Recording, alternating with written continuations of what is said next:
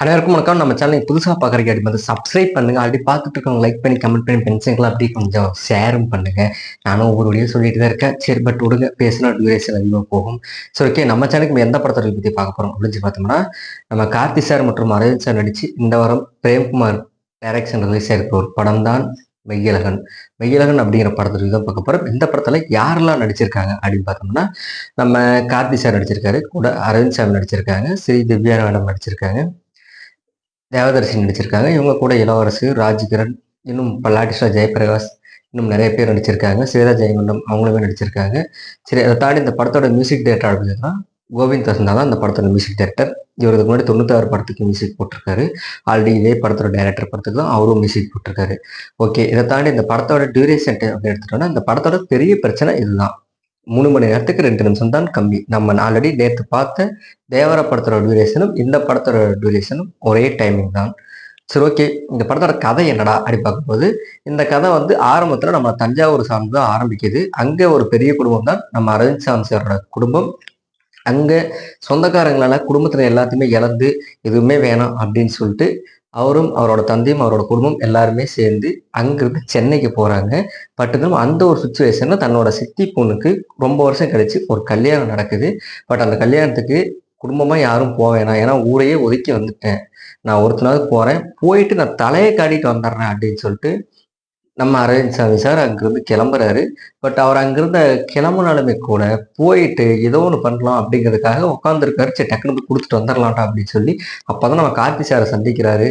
2 பேத்துக்குள்ளேயுமே கொஞ்சம் கொஞ்சமா பழக்கமாகுது. பட் இருந்தாலும் நம்ம அரவிந்த் சாமி சாருக்கு வந்து கார்த்தி மேல ஒரு வெறுப்பு ஏற்படுது. அது கொஞ்சமா போக போக போக போக போக ஒரு பாசமாவும் ஏற்படுது. பட் என்னன்னா ஃபர்ஸ்ட்ல இருந்து லாஸ்ட் வரைக்கும் கார்த்தி சாரோட பேரை கேட்காமலே இருக்காரு.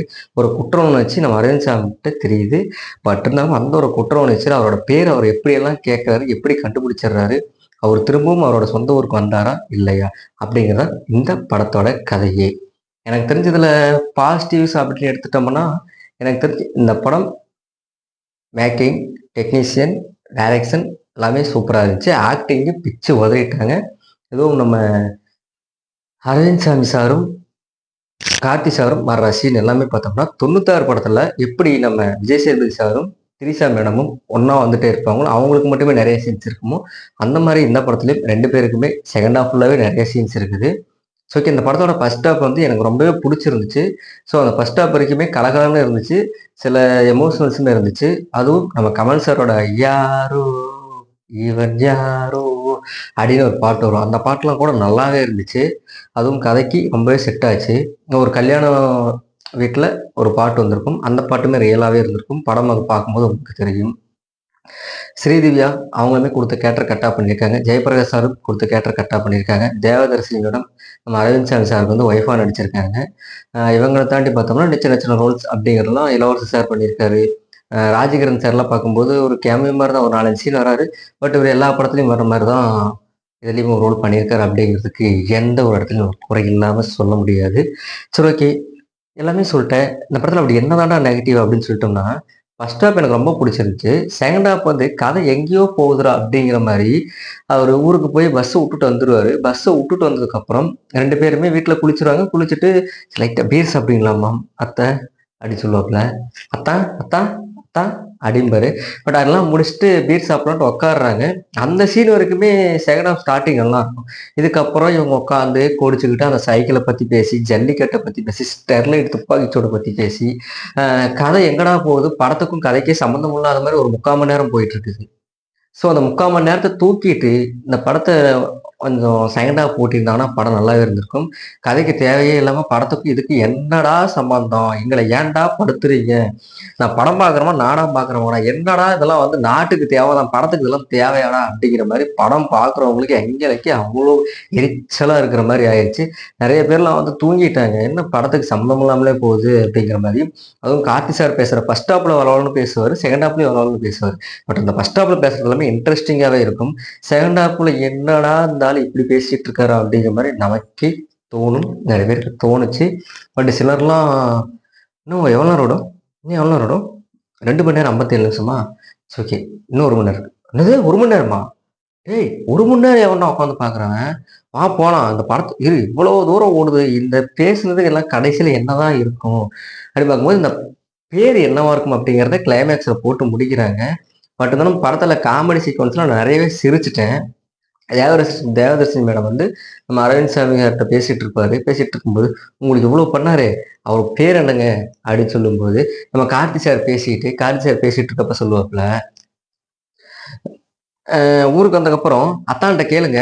அத்தா என்ன பத்தி தெளிவா என் பேர் எல்லாத்தையுமே சொல்லுவாரு" அப்படின்னு சொல்லுவாப்புல. அப்ப அந்த அரவிந்த் சாமி சாரோட ஃபேஸ்ல லைட்டா ஜெர்க் ஆகும். அந்த சீன் ஆகட்டும், பஸ் 9 மணின்னு சொல்லிட்டு ஒரு 9:30 மணிக்கு ஒரு நாட்டுப்பால் குடிச்சிட்டு போயி பஸ்ஸ விட்டடிச்சுருவாங்க. அப்ப அந்த ஸ்கூட்டில உட்காந்துருக்கிற நம்ம கார்த்தி சார அப்படியே ஒரு சுத்து சுத்தி, "உன்கிட்ட நான் கேட்டனாடா? நாட்டுப்பாலம் உன்கிட்ட நான் கேட்டனாடா?" அப்படின்னு சொல்லி ஒரு முறைச்சு திட்டுவாரு. அந்த சீனுமே நல்லாருக்கும். ஆல்ரெடி பார்த்தோன்னா, படத்துல நெறைய சீன்ஸ் நல்லா இருக்கு. எந்த ஒரு ஆபாசமும் இல்ல. படத்துல வந்து தேவையில்லாம மாஸ் சாங்ஸ் அந்த மாரிலாம் வைக்கல. பட் நான் சொன்ன மாரி அந்த செகண்ட் ஹாஃப்ல அந்த ஒரு 3/4 மணி நேரம் சீன வெட்டி எரிஞ்சிருந்தாங்கன்னா, படம் ரொம்பவே நல்லா இருந்திருக்கும் அப்படிங்கிறது தான் என்னோட கணிப்பு. மியூசிக்கும் நல்லா இருந்துச்சு. இந்த படத்தோட ப்ரொடியூசர் யார் அப்படின்னு பார்த்தோம்னா, 2டி என்டர்டெயின்மென்ட் நம்ம ஜோதியா அண்ட் சூர்யா மேனன் தான் இந்த படத்த ப்ரொடியூஸ் பண்ணியிருக்காங்க. பட் என்ன செகண்ட் ஹாஃப்ல 2 பேர் மட்டுமே நடிச்ச ஒரு படம் ஓடுனா எப்படி இருக்கும்? அந்த மாரி தான் எனக்குமே தோணுச்சு. ஸோ, எனக்கு வந்து படம் எவ்வளோ ஸ்லோவா ஓடுனாலும் எந்த கவலையும் இல்லடா! நான் உட்காந்து பார்ப்பேன்டா அப்படின்னு நெனச்சு பார்க்குறவங்களா இருந்தா, கண்டிப்பா இந்த படத்த பாருங்க. படம் நல்லா இல்லைன்னுலாம் நான் சொல்லல. செகண்ட் ஹாஃப்ல அந்த சின்ன லேகிங் அத மட்டும் எடுத்திருந்தால், இது வந்து ஒரு நல்ல படம்னே சொல்லியிருக்கலாம். இப்பவும் நல்ல படம் தான். தேவையில்லாத காட்சிகள் 1, 2 இருந்தா பரவால்ல. 1 மணி நேரம் பக்கமா இருக்குது. அதுதான் எனக்கு ரொம்பவே உறுத்தலாவே இருந்துச்சு. பட் என்ன 96 படத்த எடுத்தவரு நெறைய பேர் 96 வேற லெவல் படம், நல்ல படம் அப்டின்லாம் சொல்றாங்க. பட் சத்தியமா சொல்றேன் 96 படம் எனக்கு புடிக்கல. அது புடிக்கல பட் இருந்தாலும் அவரோட 2வது படம் ஒரு ஃபேமிலி என்டர்டெயின்மென்ட்டா பழைய படத்துல வர்ற மாரி பண்ணியிருக்காங்க. அதுவும் இந்த படம் வந்து 2018ல நடந்த மாரியே இருந்துச்சு. ஸோ என்னதான் இருக்கும் அப்டிங்கிறதாகட்டும், அதேமாரி இந்த படத்துல பஸ்ல கருணாநிதி சார் ஒரு ரோல் பண்ணியிருப்பாரு. ஒரு கேமியோ மாரி பண்ணியிருப்பாரு. அந்த ஜல்லிக்கட்டு சீன்ல எம்.எஸ். பாஸ்கர் ஒரு கேமியோ பண்ணியிருப்பாரு. ஜல்லிக்கட்டு சீனே வேஸ்ட்டுங்கிறேன். அதுல என்ன எம்.எஸ். பாஸ்கர் கேமியோ ரோல்லாம் பண்ணியிருக்காரு அப்டிங்கிற மாரி தோணும். ஸோ டைம் இருந்துச்சுன்னா பாருங்க. உங்களுக்கு உட்காந்து பார்க்கணும் டைம் இருந்துச்சுன்னா பாருங்கன்னு சொல்றேன். மீண்டும் அடுத்த வீடியோவில் சந்திக்கும் வரை அனைவரும் விடுகிறேன். நன்றி.